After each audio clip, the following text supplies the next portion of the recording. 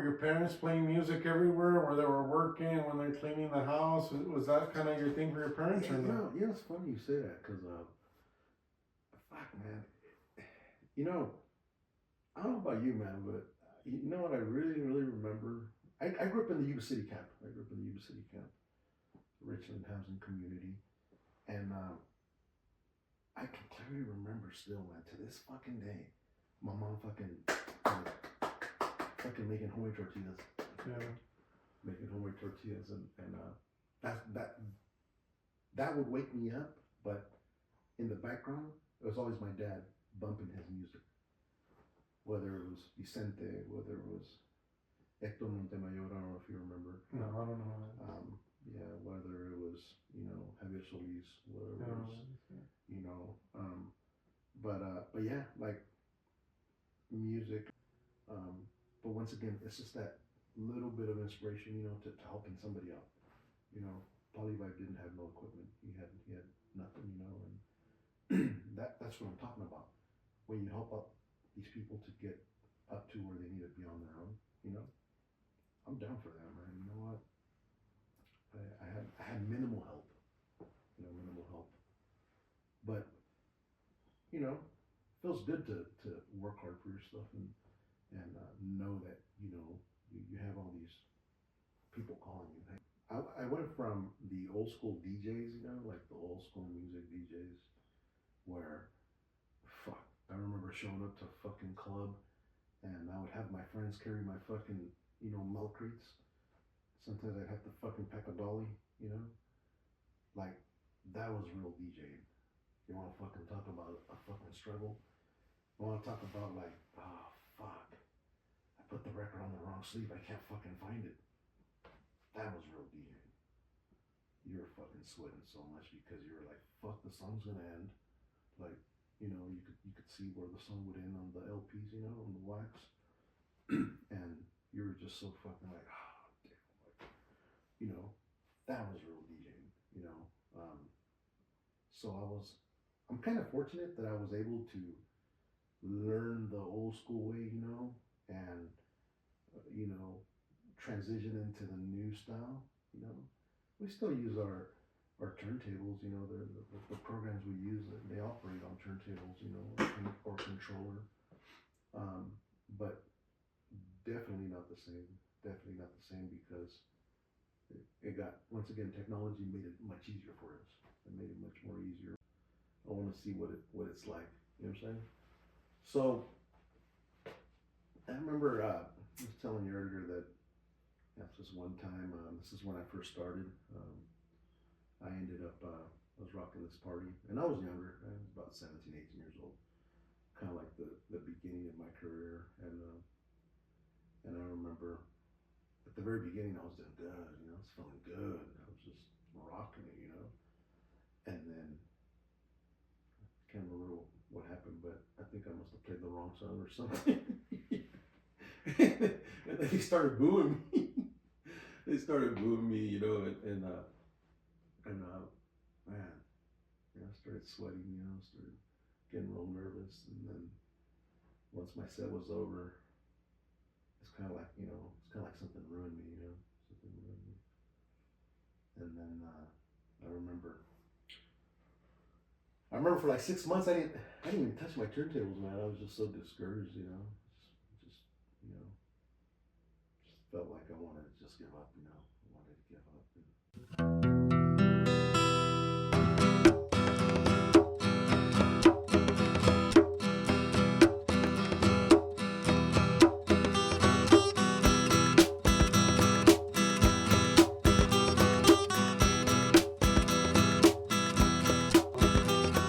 Welcome back, everybody, with me. Today I have Alex Sanchez, amazing dad, worker, workaholic like me, producer, realizing his talents from his past life, playing the guitar. Alex, can you introduce yourself? Tell the audience a little bit about you. What's up, everybody? My name is Alex Sanchez. I'm go under the name of DJ Alex Sanchez. I've been a local DJ here for many years, doing music, playing a little bit of everything. close to 30 years now. 30 years. Yeah, very close. You're- Started off at a young age. Yeah, you were telling me earlier that your first set, you could feel the energy and the vibe inside the room, and then all of a sudden, do you remember what song it was that you played that you got boost? No? No. No, you know what? You know, I think when you're a DJ, you know, it's you always have that mentality of like, yeah, you know, I want to feel that energy, you know, I want to keep it going, you know, I want to feel good, I want to rock those turntables, you know, I want to see what it's like, you know what I'm saying? So I remember I was telling you earlier that this one time, this is when I first started. I ended up, I was rocking this party, and I was younger. I was about 17, 18 years old, kind of like the beginning of my career. And I remember at the very beginning, I was doing good, you know, I was feeling good. I was just rocking it, you know. And then I can't remember what happened, but I think I must have played the wrong song or something. And then he started booing me. They started booing me, you know, and man, I started sweating, you know, started getting real nervous, and then once my set was over, it's kind of like, you know, it's kind of like something ruined me, you know, something ruined me. And then I remember for like 6 months I didn't even touch my turntables, man. I was just so discouraged, you know, just you know, just felt like I wanted to just give up, you know, I wanted to give up, and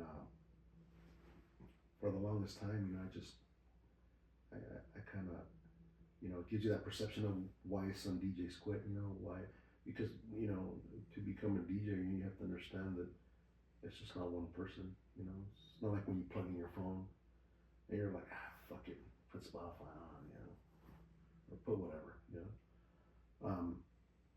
you know, you're the center of attention, you know, you're the one that's either gonna fuck up that party or literally fuck it up. You know what I'm saying? So yeah, thought of quitting. You know, just like any other DJ. You know, you just you want to be known as the best. You know, and you wanna rock every party. You know, and you want to consider yourself as the best. You know, but always been humble. You know, been humble and respected a lot of DJs. You know, a lot of big DJs, you know, at the time, you know, some of these DJs you might know, you know, we got Pete Rios, we got DJ IA, you know, what was that, Rhythm 105 here in Yuba City. Who else? You got DJ there from Calusa, DJ XL, you know, big DJs, you know, at the time when I was growing, you know. Those were some of the biggest mentors, some of the biggest in the music business, you know, and at the time, you know what I'm saying? So, anyways, yeah, so,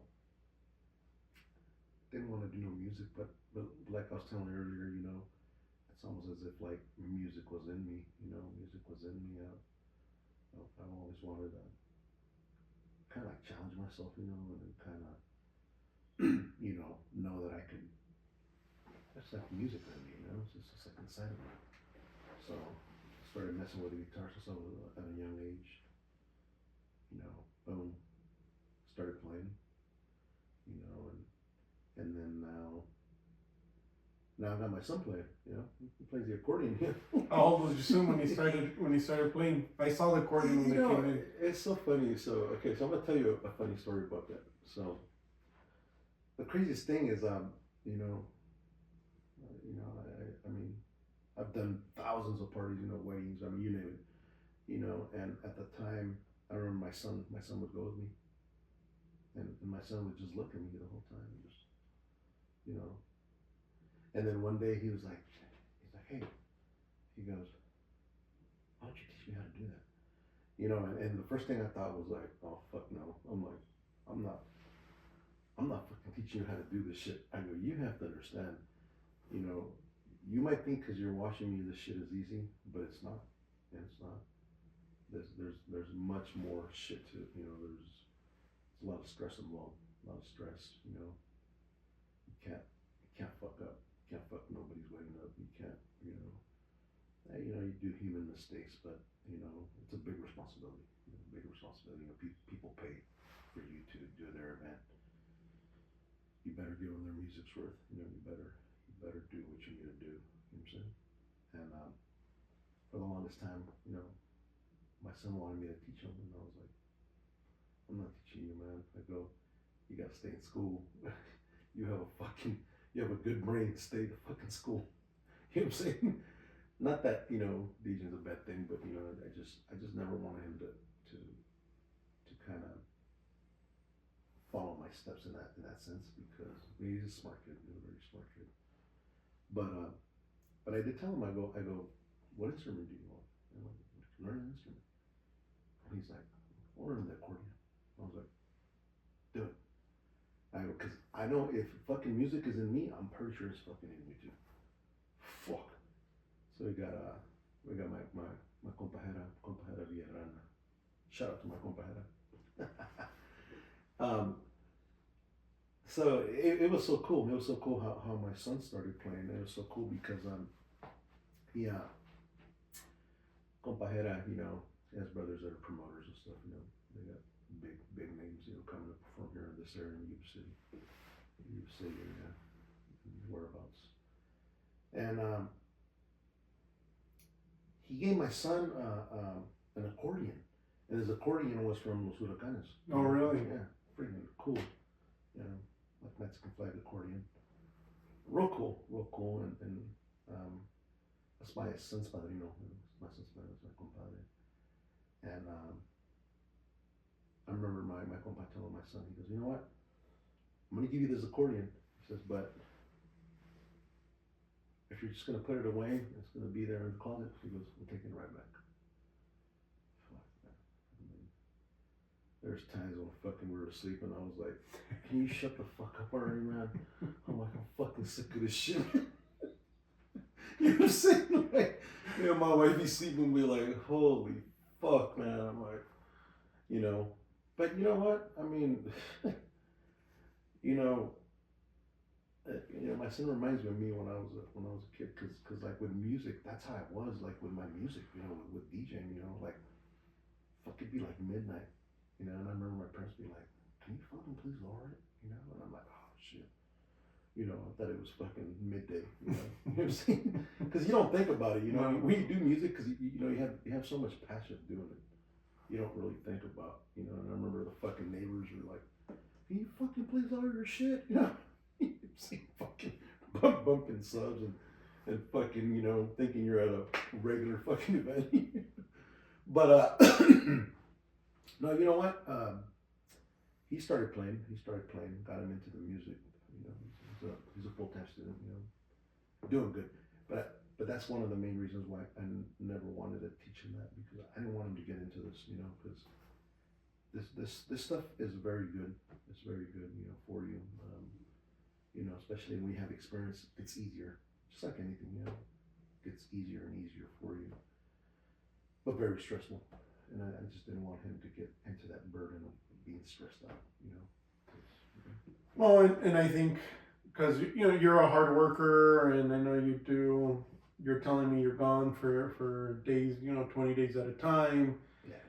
And that makes it really impossible to do anything creative, especially when you're driving. I drive 4 hours a day, and my hips, my lower back, and you're telling me what are we doing this for, Mo? What's life's purpose? But I feel like you already know, because you're creating. I was telling you earlier that I feel every single human here is a creator, and we're here to create something. And it doesn't matter what it is, because we fall into these traps of relationships, obligations. And I feel with you and Liz propped you up when you met her and you didn't want to DJ, and she told you to get back on it, and here you are still doing it. And I think that's important too in a relationship, that people support you, because we're both immigrants and our parents don't speak English. And I have nothing against my parents, but it's very hard to have a positive outlook And I was telling you how I worked with my parents for years, and you're like, I could never work with my dad. We'd be fighting about everything. And that was literally my life for like 5 years, is arguing about everything. And I remember one time he wouldn't even let me make carnitas. Like I came back in 2017, I was Ubering for 1 year, from 2016 to 2017, and then I got like an $1,800 ticket Ubering in San Francisco. 2 tickets in 1 day, and I didn't think I was gonna be, but once it was 1,800, I go, fuck, I'm done with this. I can't Uber. So they told me, yeah, come back and we'll make it. And at that point, I was intermittent fasting. That's how I started intermittent fasting. I was drinking like green juices, and I would have all this energy because coffee wasn't working with me at one point. I was drinking coffee day and night, and I just want to pee all the time. And you can't stop. When you're Ubering, you have to take people to wherever. And I figured it out that when to pick up people, when not to pick up people. And I remember, I think in like 5 days, at one point I made like $3,000. And I was like, I don't have to work all month. Right? Never again did I make that amount of money. And, well, going back to working with my parents, I was all optimistic, like, oh, I'm gonna fucking change everything. Everything's gonna be fucking the best. Literally, I'm with my dad Saturday and Sunday morning to learn how to make carnitas. I already knew how to make them, Alex, but he would not let me. And then I think after 3 months, he didn't wake up, and I went by myself and I started doing.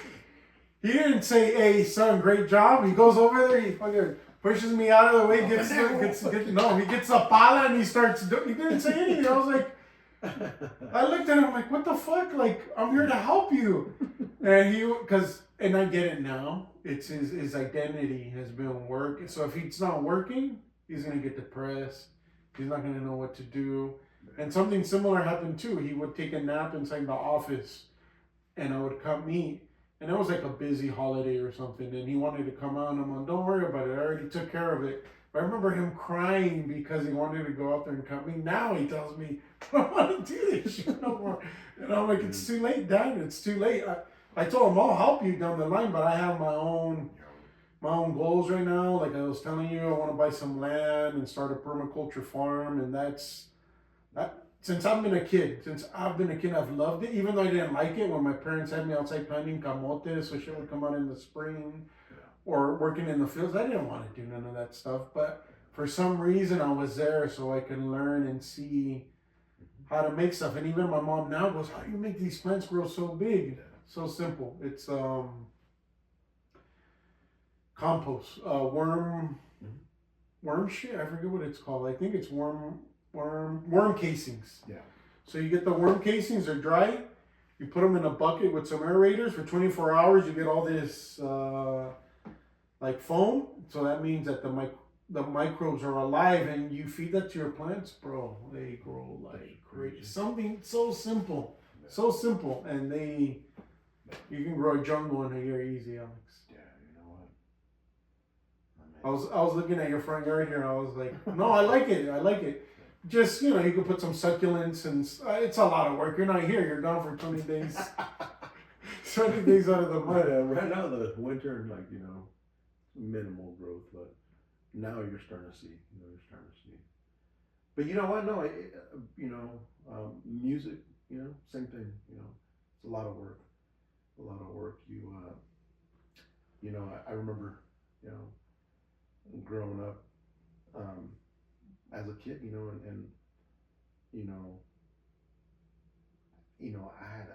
I had very little support, little support.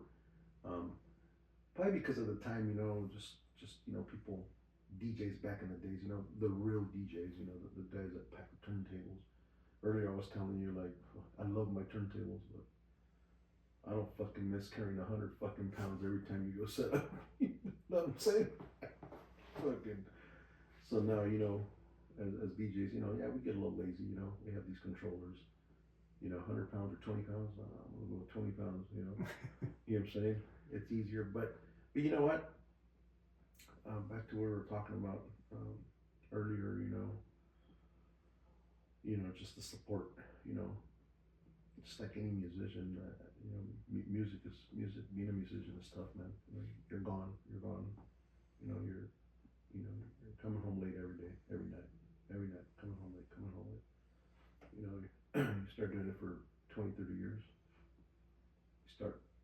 starts taking effect, you know. And Temptations, right? People are drunk, going on a buzz. I've seen that many times where Dude, you look like William Levy up there. Oh, William! Take a picture with me. Let me carry your equipment. You know what I'm saying? Like, fuck. But no, it dwells on you, man. You know, I mean, man, you know, I'm older now, man, and it's not the same, you know, when you're 18, 19, 20, you know, 20, even, you know, up to 30, you know, man, you know, you feel like you're invincible, you know, like bring it, like, you know, I'd be happy to do a party when it started at 10 at night. Oh, we're gonna probably be done at 3 in the morning. Oh, perfect. Now I'm like, I get there at fucking 10, I'm gonna go to sleep, and I'm gonna wake up at midnight going, holy shit, what happened? You know, the music's still playing when I fell asleep. You know what I'm saying? We're just we're getting older, you know, and you know, and you know, and on that topic, I think after a while, for doing it for such a long time, you know, there has to be a time in your life when it's time to, you know, hang the gloves up. You know, I think with anybody and anybody, you know, I think I'll still be a DJ, but I'll just be here in my room, this room right here. Yeah, it brings you joy. You know what I'm saying? Just something that, you know, happiness. You know, like to me, like I love music. You know, I've always loved music. You know, I like messing with the music. I just love mixing music. I love, you know, playing with my, you know, LPs. You know, 12-inch LPs. Going through my, you know, when I first initiated. You know, a lot of memories. You know. A lot of support from my wife, you know, she had to deal with like the worst of it, you know, just because, you know, we had young kids, you know, the musician, you miss a lot of that, you miss a lot of your kids, you miss a lot of your family things, you know, and you would think that, you know, after all these years, you know, like I you know, slow down. I think it fucking got worse, you know, like just demand, you know, get a lot of calls, you know, people call all the time, and sometimes you feel very bad, you know, because people want to book you. No, I want you there. It's like, shit, man. I can't do it, you know, just because people booked you like a year out, you know. Yeah. And then, like, what are you supposed to do, you know? Do you say, yeah, I'm not going to make it? Yeah. Well, I booked you a year ago, man. You know what I'm saying? But no, I wanted to bring up a DJ that helped me out a lot, you know, in the beginnings of my career. Got a lot of respect for this guy. He's a mentor, you know. He was well known too, and he's still well known, you know. At the time, he was one of the DJs that really. This is how I got my first turntables. First turntables from him. It goes under the name of DJ Victor Gonzalez. He's the one that kind of guided me and helped me out into that. And because of him, you know, I was able to expand, you know, I was able to you know, to become a little bit more successful, you know, because it's like anything, you know, when you start out, you're kind of blinded, you know, it's like you're trying to look for the light switch, you know, to see what the options are, but you can't find that switch, you know, so as you're going, you know, you start getting better and better, and you start learning things, you start learning how to do things, you know, now I got a lot of these young DJs, you know, young cat DJs, you know, that you know, they ask me for help, and that's one thing, you know, like all the DJs, you know, I don't care who you are, you know, we have a bunch of DJs in Yuba City, you know, which is pretty cool. You know what? All of them, nothing but love. You know, all those guys, you know, that they have asked me for help, like more power. You know what? I'm here to help you on anything, you know, just the way I've always been. But yeah, other than that, I mean, yeah, there's a lot of talented DJs coming up. By then, I think I'm just gonna hang my gloves up and that's it. You know? Yeah. No, I think you should start a Spotify channel and just do your mixes. I seen some guy in the Bay Area. He's Filipino, and he plays a lot of. I don't know if it's bachata. What do you call kind of like Peso Pluma? What kind of music is that? Is it considered hip hop? Is it considered rap? What do you? Because he is rapping, but he has banda, right? Yeah, so it's like they call it música tumbada, you know. Tumbada? But it's like kind of like now they're able to mix it with like reggaeton. You know, you're able to mix it with kind of like the new style of music. You know what I'm saying?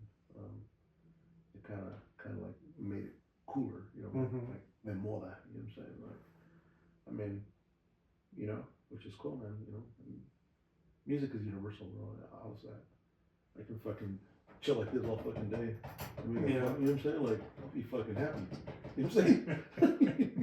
I mean, you know what I'm saying? Music is music. It's just so universal. You know, you're able to create music or even just to listen to music. You know, like to me, it's like my therapy. You know, like love the music. I just love it. Once in a while, when I don't want to do my music stuff, I'll get my guitar and I'll just start playing.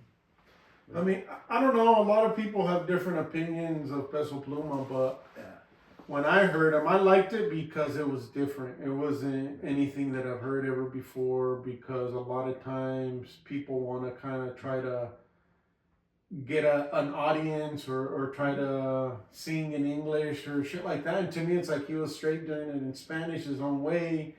And that's just the only thing I liked about it. But I didn't know what it was considered, if it was considered original, because I know, like you're saying, I forgot about reggaeton. But yeah, that's what I've been kind of hearing too. Is it's kind of, well, it's club music, right? Pretty much. I mean, you think about it, like you know, the younger generations. I mean, they listen to a lot of that stuff. It's kind of like when me and you grew up.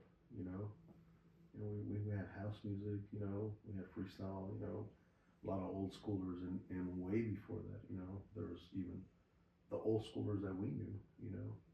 None of that music died, you know what I'm saying? Like, that music is, you know, you play some fucking funky little beat, fuck. I think my grandma's grandma will get up and fucking dance it, you know what I'm saying? Yeah. You know, I was thinking about it. I got flashbacks because you DJ'd my wedding. Holy shit. And I remember you DJ'd my daughter's like first dance. Remember I saw you there? Because I was thinking about you and your son. I was like, where did I see you and your son? And I was like, oh yeah. And I remember she was like in kindergarten or something, and you were DJing there at the Catholic school. Yeah. Oh yeah. And those kids loved it. What song did you play? I can't fucking remember, but the rodeo song. Little Nas X. It's called El Rodeo del Payaso is what it's called, man. You play that fucking song, dude, every Mexicano will fucking dance, man. Like, even the cooks. Yeah. You know, they'll go out there and have a good time, you know what I'm saying? And it's important to dance. I'll tell you something. I was telling you a lot about my experience spiritually and ancient civilizations and healing and trauma and whatnot.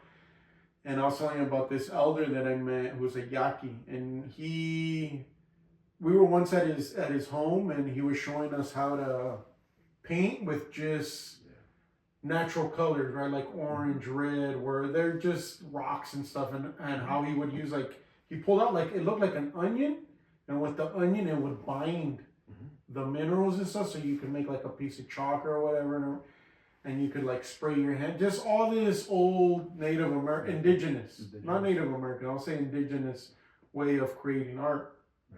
And he was talking about how there used to be an indigenous dance, an old way, and he has books that he says it was so powerful, the indigenous dance, that it would cure people of whatever ailment or disease they had. And they couldn't even look at the dancers in the eyes because it was so powerful, the frequency they were emitting to people. And I think before I would say, no, that can't be real, but now it makes sense. Like if you go to a powwow and you hear them drumming and you see an indigenous dancer with, it looks amazing. I don't know if I've never been to one, but you know, like, just like I was telling you, like, music is universal, you know what I'm saying?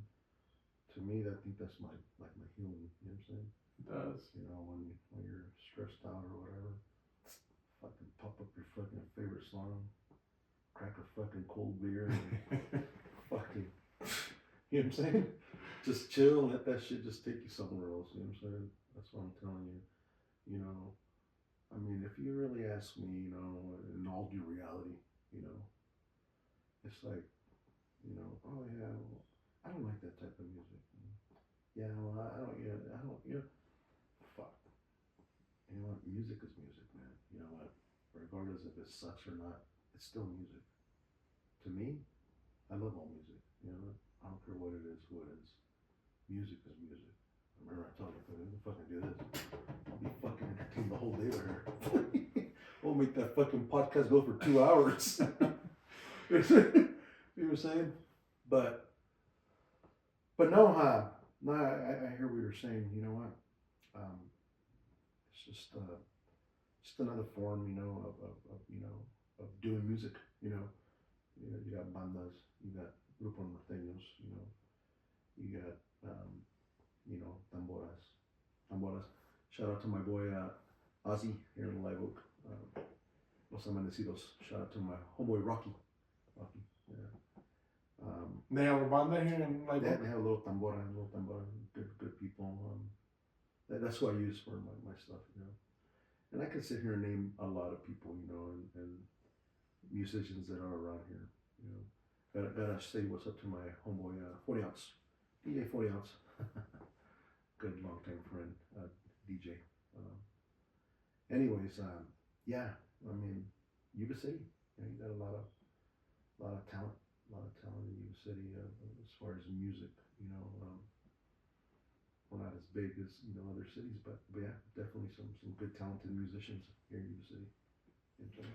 Growing up, were your parents playing music everywhere, where they were working, when they're cleaning the house? Was that kind of your thing for your parents, or no? It's funny you say that, because fuck, man,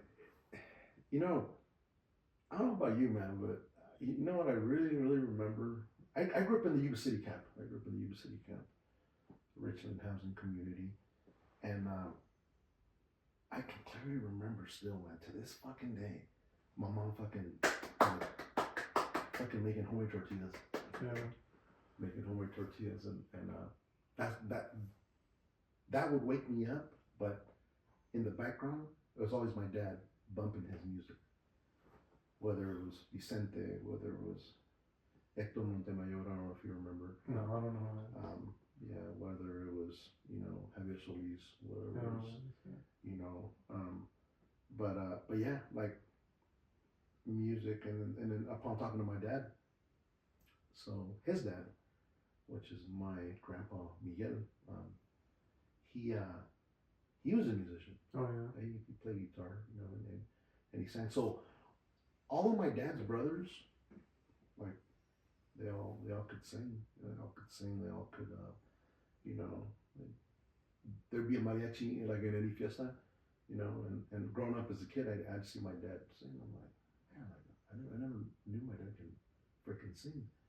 So when I started playing, the guitar, and then my dad was the one that was kind of guiding me, to get better, and you start learning as you start playing it more, and so at gatherings, we have these Wednesday dinners, it's pretty cool, where all my sisters, my Maribel, Noemi, and Lorena, they're love my sisters, we just get together and fucking make some good ass food, and fucking play music, and they sing, and it's so fucking cool, like what music can do to you, just fucking get you together, knowing that one day you're probably not gonna hear that shit again. Yeah. I mean, if I leave, I wish I could take that, Mm-hmm. That's how much I love music, But you know what? Yeah, it's back to what my dad. I think we get that from my dad and my grandpa, because they were musicians, and all my uncles, they freaking sing. They sang with mariachis, and they were everywhere you went. Fucking música would never fail. Like, you always had música. So I think that's where we get it from. We get it from. You know what I'm saying? I mean. Yeah, no, it's always been part of my upbringing too. Like you said, my parents even had a record player. I don't know if you guys had a record player, 8-track player, cassette player, all that. Yeah. That's how we started scratching, because we had in the 80s we had one of those record players, and we're bringing over whatever's on there, and we're fucking up the beat.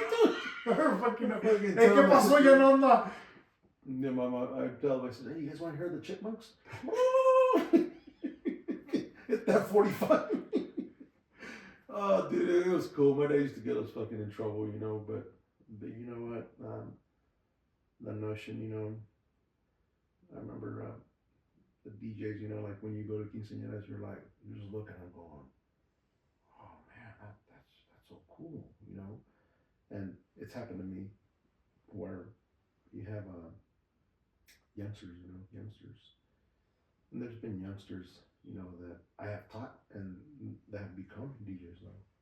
I've taught them here and there the loops, you know, how to do their music, you know, and you just teach them to become better. You know, you teach them, you know, whatever questions they have, you know, you help them out, you know, and back then, you know, once again, you know, to become a real DJ, you know, you need a turntable and two turntables and a mixer, you know.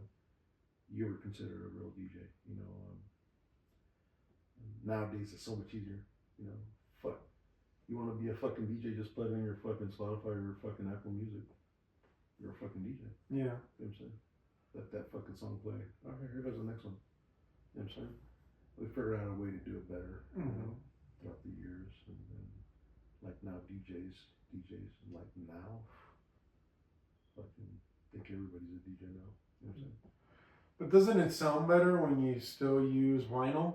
Right, because the frequency is a wave, right? And then when it's digital, it's what is it, like up and down, and it's not a smooth wave. So so with turntables, you know, you have to understand you're dealing with the direct needle contact on wax, you know, on the 12 LPs, which is so fucking crazy now. So technically now,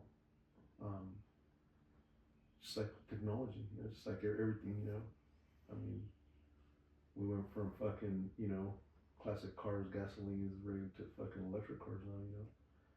Well, it's like the same shit with turntables. Like, you know, they created a fucking digital needle where the digital needle now reads like your music, where your needle doesn't have to be on the record because now it's a digital needle reading the music, which is pretty fucking cool. Yeah. You know, it's like, you know, 20 years ago, 25 years ago, you couldn't do none of that stuff.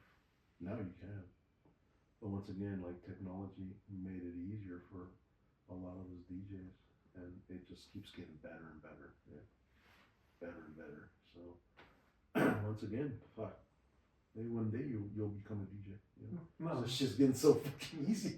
Well, not a DJ, but maybe I can make a movie, because I was telling you about the way that AI is making everything easier for me, because sometimes long drawn conversations, people have little short attention spans. Yeah. And I remember seeing the first kind of videos of somebody talking about the Anunnaki and ancient aliens, and then they had these amazing little graphics, and I was like, how did they do that? And that thing is learning and it's growing, and unfortunately what I don't like about AI is who's programming it.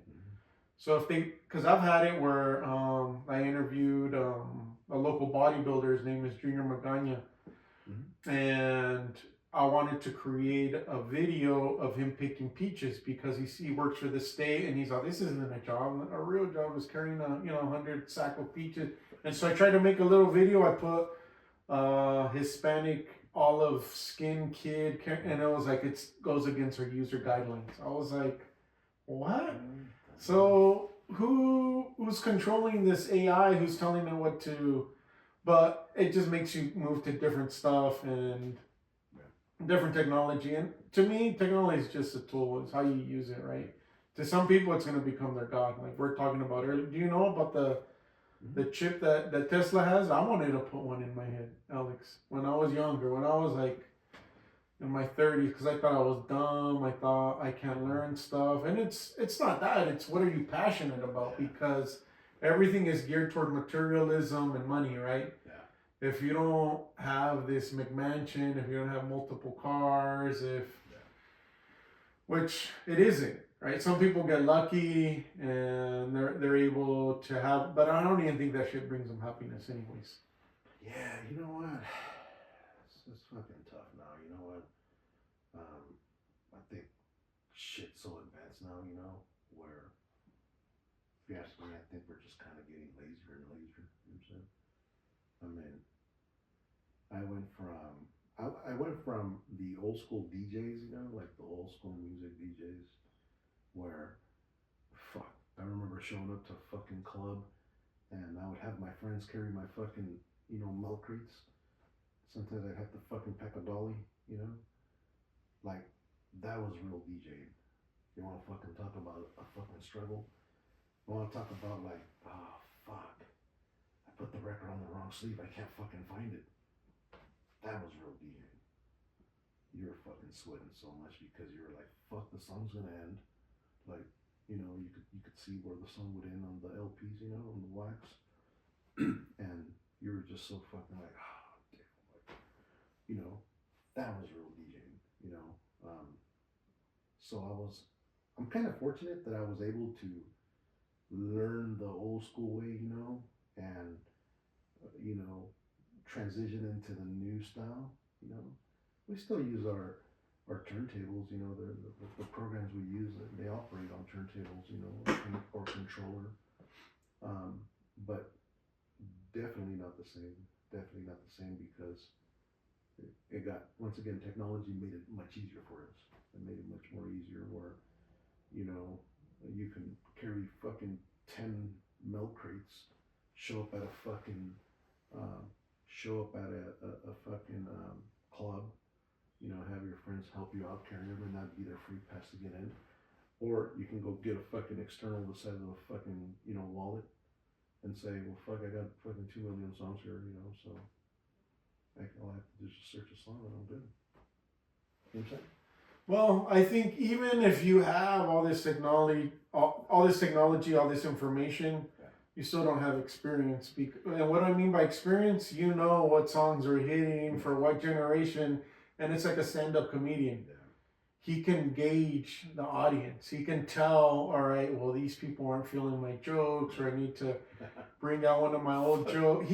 It's the same thing with a DJ, right? You can look at the audience and you can kind of gauge and know, right? Well, this is gonna hit. This is gonna hit. Somebody young who, yeah, he has everything there. Is he studying? Is he studying when we're the top 10, True. Top 100? True. And play the thong song. Play something that's gonna fucking make everybody go out. Right? But it's the same thing. Like, yeah, you have all. It makes things easier, but there's not real talent there because that's all trial and error. And to me, I don't think any kind of.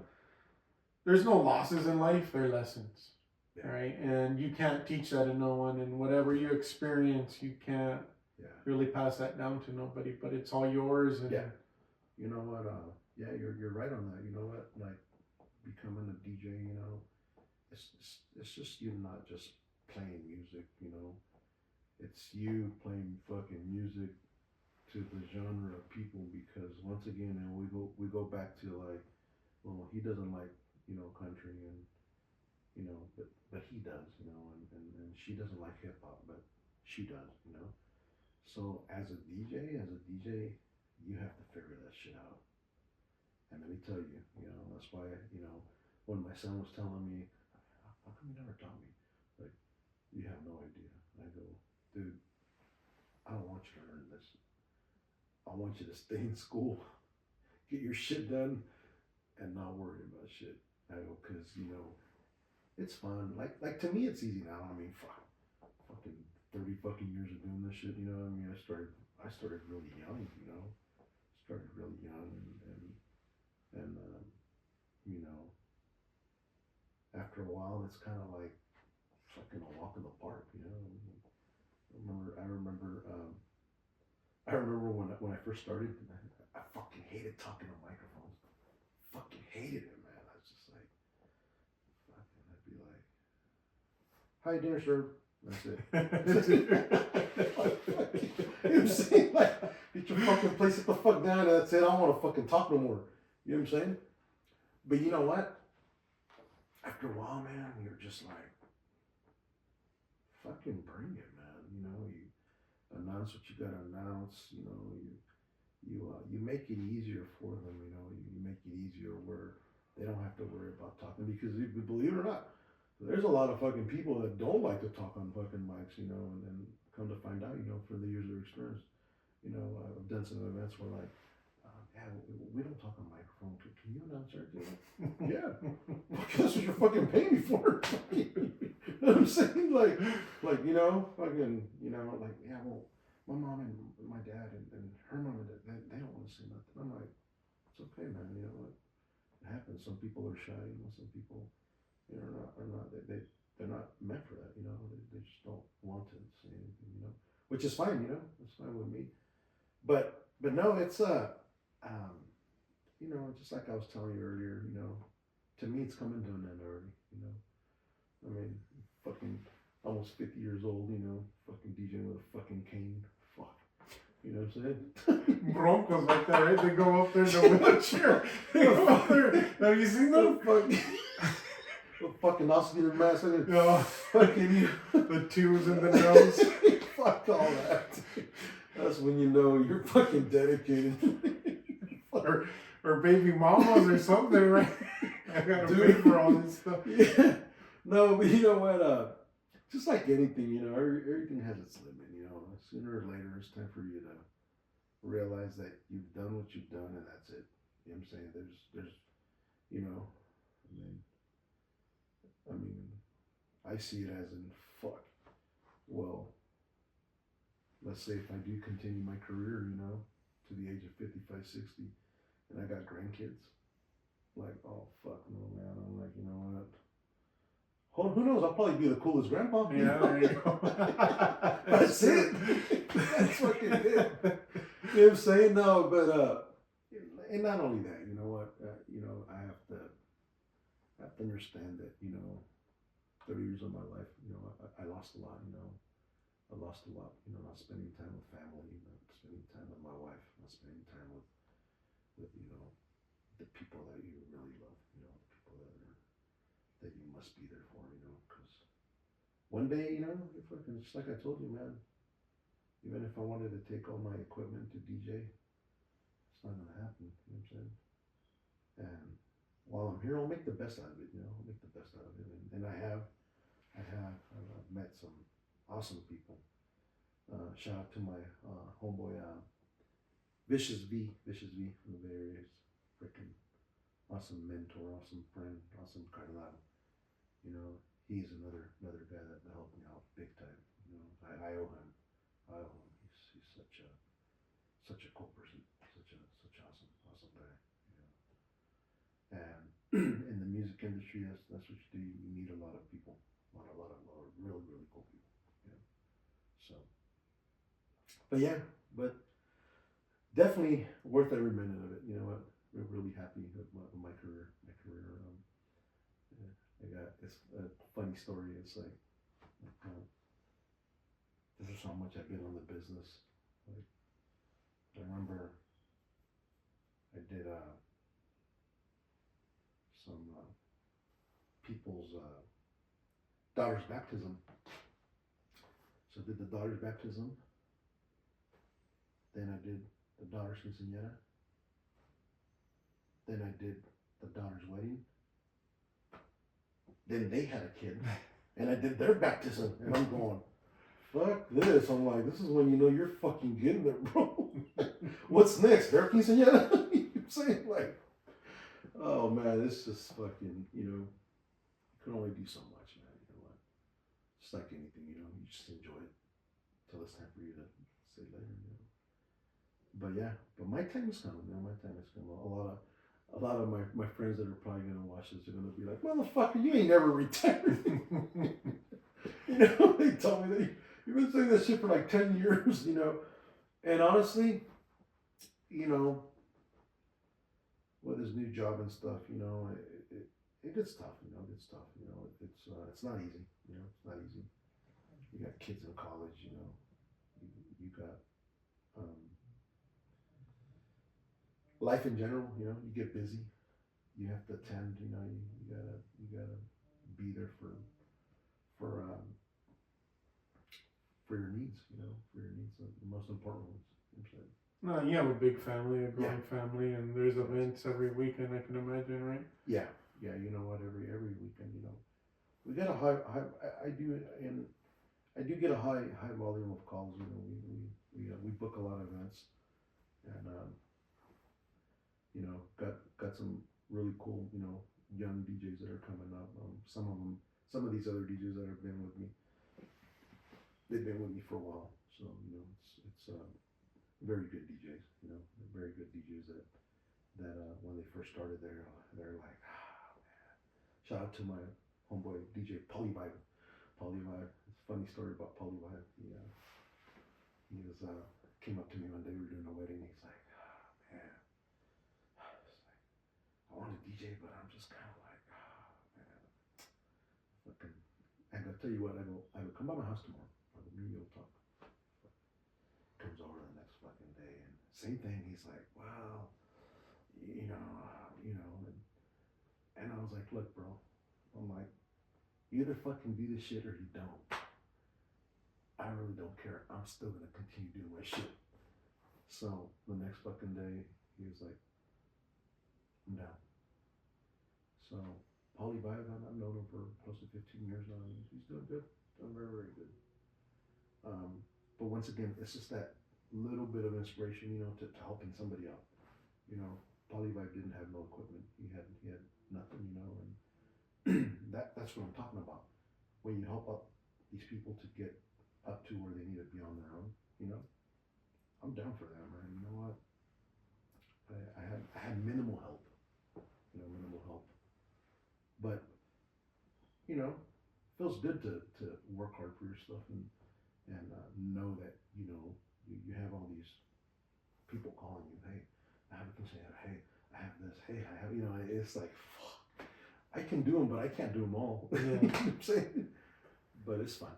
And you have a giant network, right? From doing it for so long, and you're helping, like you're saying, other younger people who don't have that reach, who don't have that network, and I think, younger people don't appreciate stuff, and sometimes they'll get mad over whatever reason, but a lot because they haven't gone on that journey, they haven't experienced a lot of life, and people are entitled. And they expect things to just be given to them, and they don't understand what you've already gone through. And thank you for sharing that whole aspect of your life and everything you're going. And you say you're gonna retire and this and that, but what happens if you live 200 years, Alex? What are you gonna be doing? I'll be the oldest DJ in the fucking planet. And they have a hotel on the moon or on Mars. Fuck, I'll go rock a party over there. Go with me. No, you know what? Like I said, you know what? Just like throughout the years, you got famous musicians, they have to hang up their gloves, It's probably because their health gets bad, whatever the reason is. But you know what? In the time being, you know what? I still feel good. I still feel healthy. I still, I still can enjoy. You know what I'm saying? Sometimes I like that word. That word where you become ambitious. And sometimes when you become ambitious, you just kind of ruin yourself in a way. Mm-hmm. So everything has a limit. You're gonna have to call it quits one day. You know what I'm saying? Maybe out there, but I don't think here or in this fucking room, I'll still be making mixes. You know what I'm saying? Doing my shit, but no, cause you know what? It's been a part of me. It's been a part of me, and not only that, man. Getting to the stage in life where it's time to kind of relax a little more. Not stress so much, cause believe it or not, it's being a DJ is it's not easy, man. It's not easy. It's stress involved. Well, you can forget. I can understand just because starting this back up and scheduling days and then you forget, or then they change it and then you forget to add it to your calendar. Yeah. And like you said, they booked you a year in advance and then you double book someone. A lot of people don't understand that. I had a kid too on here. I haven't put his thing up. He's a mobile detailer, and I thought it was a good interview because he started with like a Subaru, and now he has a Dodge Ram, and he has like 100-gallon water tank to not use people's water. That's awesome, man. That's awesome. And I told him to go to the store, my parents' store, and he was over there ready to do the interview. I was like, oh man, I'm sorry, it's at my house. He's like, how do you forget? I'm like, I do. I have a full-time job and all of it, and I don't take it personal because he's going everywhere so I understand. Yeah, no, it's tough. Like, we all get busy. We all get busy. But it is stress. It is a form of stress. It's stress. Having to worry about what's going on. Do you have the room? Yeah. Is there power? There's a lot of things you got to think about just getting there or traveling and everything. It's a process, man. It's just work hard, man. You know what? Work hard. There's no such thing as being perfect. There's no such thing as being perfect. You know what? In my career, I fucked up a few events. We're only human. You know what? I mean, I think every DJ has gone through that shit. Every person in general has gone through that shit. You know what? To fail is a good thing. Yeah. Because you learn from that shit. You know what? I failed many times, but didn't fucking mean that I was gonna fail the rest of my life. You know what I'm saying? And once again, failing is good. It just fucking makes you realize how bad do you really want. And that's what it made me realize. Yeah, I feel the same way. Like, I started this in 2016. I thought about it in 2013. I remember. And I had them on. I had like 100 interviews back then. Yeah. And it was tough, like, trying to get people on because I didn't have the confidence. Like, right now, I can talk about myself forever. Yeah. And maybe I will, but I don't feel an obligation that I have to talk to people. I like to talk to people because you create a bond and a network with people. But not everyone is optimistic or thinks. Yeah, it's different. Like, if you really think about it, like right now we're doing a recording and shit. You're a little nervous. You don't really get too comfortable. But I think I'm at a fucking point in life where I just don't give a fuck anymore. No, I am too. Like, what the fuck's it gonna matter? You know what I'm saying? I mean, I'm hoping to live fucking, 70, 80 years old. I mean, if you really think about it, I think we've already lived half of our life. Yeah, we're getting there. Like, I think probably even more than half of our life. Who knows? Hopefully we live 100, Maybe further, Alex. I feel like I was telling you earlier, I think as long as we have the right people around us, like you have your kids and your wife and have a big family. Yeah. But just there's a lot of forms of healing now, and I was telling you about my journey, and I think we probably would have had a better podcast earlier. No, it's still good. It's still that was fucking interesting. You know what? This always happens, Alex. Before and after, we're having these crazy conversations. I go, damn, dude, this always happens. Fuck, I should have got that shit. So before this podcast, we before the recording, we had like an hour, man. Or longer, probably. Thing of Amado, I hadn't seen him in a while. If we see each other, hey, all right, see ya. We're quick. He's busy. I get busy too. But it's never an excuse not to make time. Like today we made time. We both made time. It was cool talking about that hour. The stuff that we needed to talk about, and it was cool. It was very cool. You learn different things from experiences that you've gone and experiences that I've been through. And to me, it's funny because Alex kept saying, "You're probably gonna think I'm crazy," and at the end of the conversation, Alex is just thinking, "What the fuck? I don't know where Amado's been." You're fucking crazy. You're fucking crazy. No, you know what? But Alex is very open-minded, and that's why we've been we've gotten along. And every time I see him, I want to talk to him. And there's, like he's saying, there's never enough time, and that's why I can reconcile with him. And just the things he was telling me before we even started talking, he's asking like, "What are we here for? And believe it or not, I would say a lot of people are experiencing that, but not that many, because a lot of people are accepting their situations. And I think we get trapped in patterns, right, of kind of a distraction and a loop, instead of asking questions like, what's going on? What do I want? And I think just by asking that question, you're going down the path you need to go, Alex. And a lot of people don't. A lot of people, their whole life, they're just kind of distracted and using anything to not. It's like an excuse, you know, like. And there's so many. There's so many distractions, right? Easily on your phone, you can be on there. Fuck. I'll search something, and then I'll see something, and then I'll see another shit, and I'm like, fuck this. I give up. You know what I'm saying? Like, you know what I'm saying? No, and you know what? Back to the music, real quick. You know, I know, we're almost out of time here. You know, just like we were talking earlier. You know, when I was DJing, and you know, I kind of got booted. It was a distraction, you know, where I wanted to accept it and say, fuck this, I'm done. Like, I don't want to deal with this stress. You know, and I was scared of it. You know, I was like, fuck, I don't want to be a fucking DJ no more. And I think that's what happens with a lot of DJs. You know, they get discouraged. And they don't want to deal with it. But fucking 30 years later, you know, I think about when they booed me, you know, and I think it helped me out to become a stronger person and to persist that. To say, you know what? You need fucking people like that in your life. So it can help you fucking push through and fucking show yourself who you really are. And to grow, right? You grow in difficult situations. And to grow, man. You know what? Remember I was telling you about some people that I know that have a certain amount of money and their life is... Because when things are given to you, you're never going to value them. And if you don't experience all these, from working in the fields, I know you worked in the fields, to booing or making mistakes, it's made you a completely better person. Yeah. You know what? Like I said, you know what? We grew up poor, you know. We grew up poor, you know.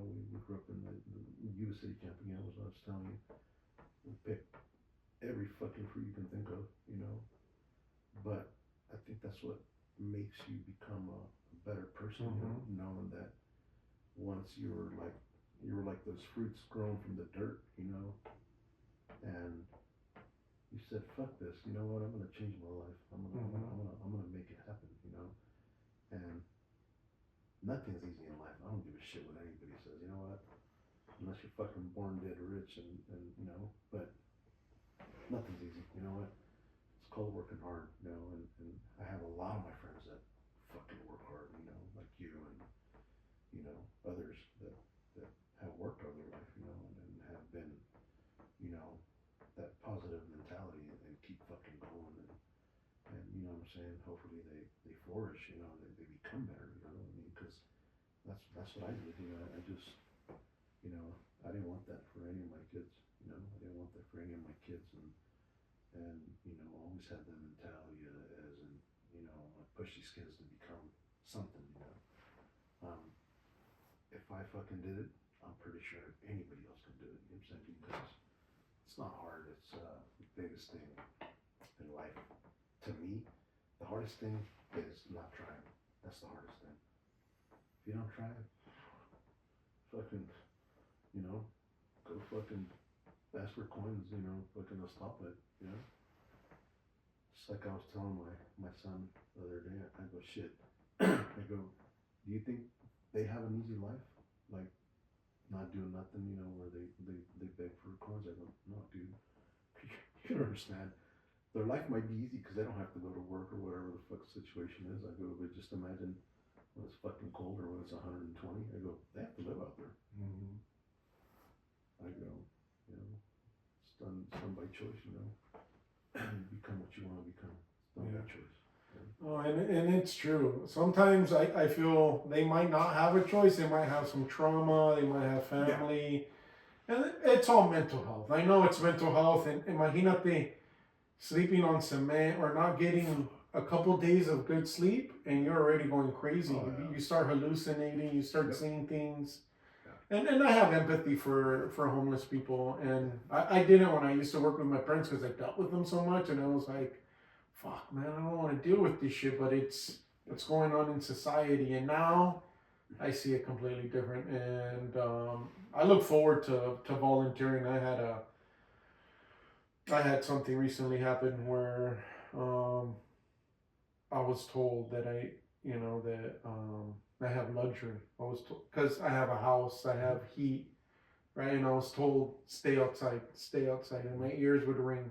It was freezing out there, and the whole reason was, look how freezing cold it's out there, and you have a luxury, you have a warm house, you have a bed, right? All these, and it is a luxury because not everyone has that, right?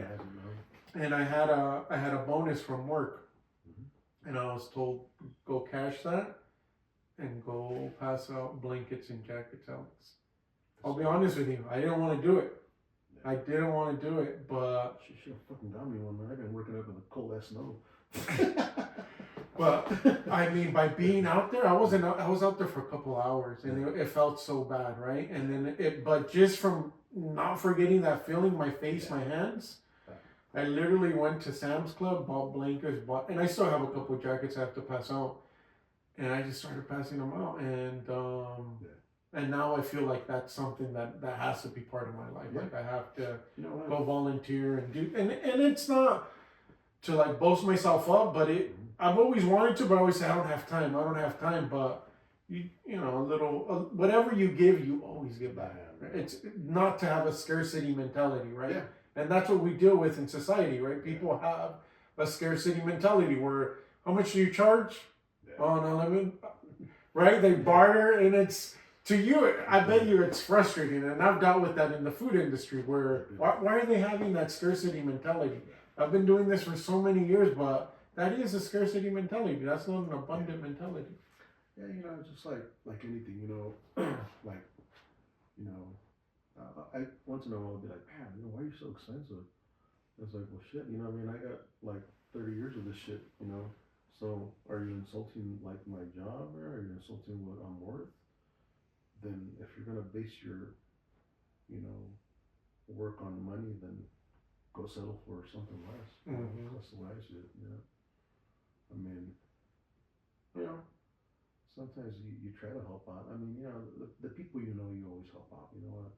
I know a lot of people, and I give them fair prices. You know, but like sometimes the people that you don't know, it's just like open business. It's like you have to charge. You know? Yeah. You have to charge. But yeah, but it's, you know, it's not easy. It's not easy at all.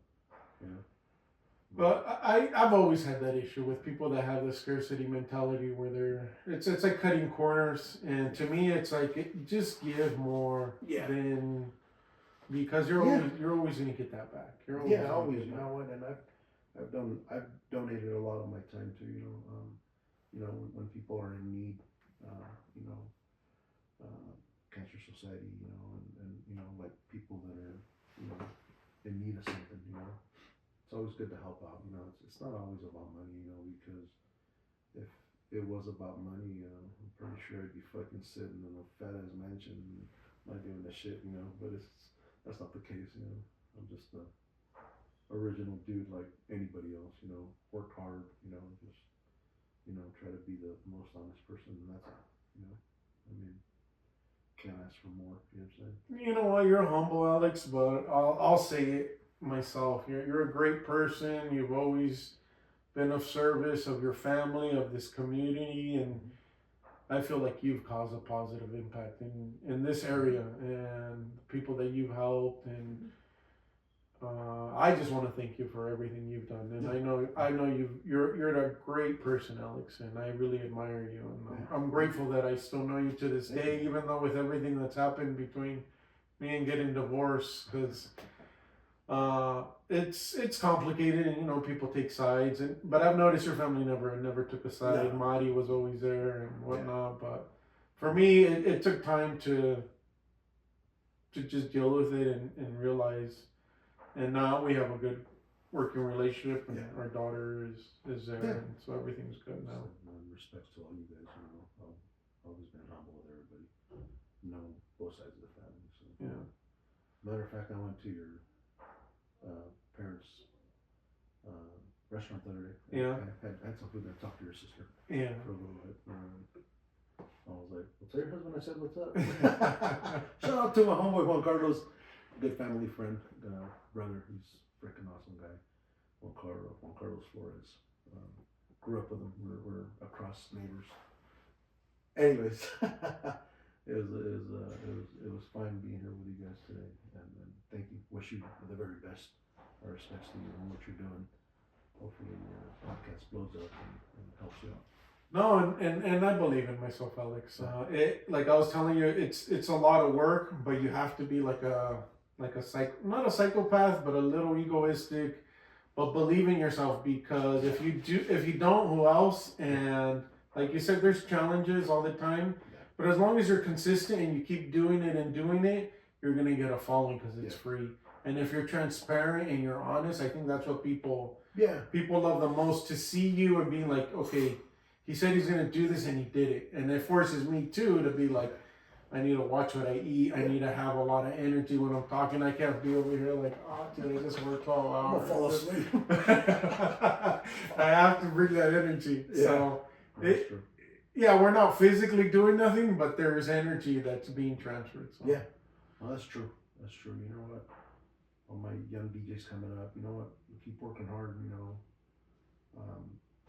keep that positive mentality. You know, don't give up. You know, like I said, music is universal. You know what? Just listen to yourself, listen to the music, and let it bump. You know what I'm saying? All right. Well, cool. Thank you, Alex. I appreciate it. Thanks so much for having me. Thanks.